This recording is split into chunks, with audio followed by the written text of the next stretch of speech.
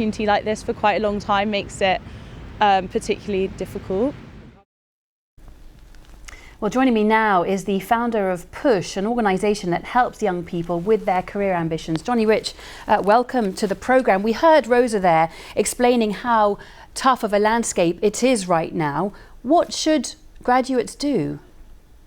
Well, if you can't find work at the moment, and many of them can't, it's an understandable situation, then there are two things you've got to look after. One is your well-being and the other is your employability.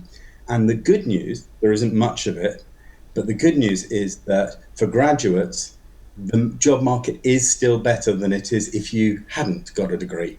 Now, I know that's depressing for those who haven't got a degree, but those graduates who were in your piece just then can rest assured that their prospects now and in the long term are better. And there are a number of things that they can do right now to try and support themselves.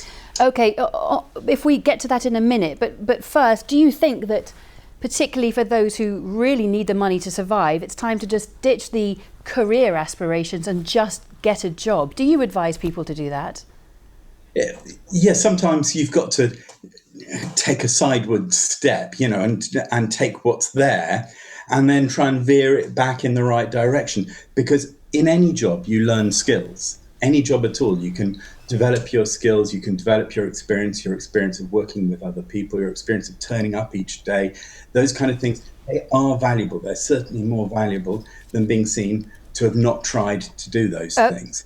And give us then your 5 top tips to get into the job market. Well, the first is to keep looking, to bear that in mind that you are in a better position than many people, even though they've landed in the toughest job market for many years.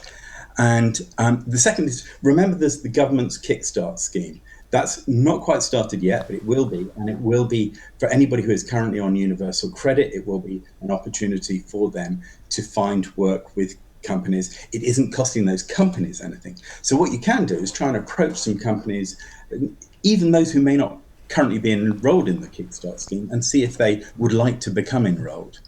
Another thing that you can do is to get proactive, to start contacting companies and offer your services.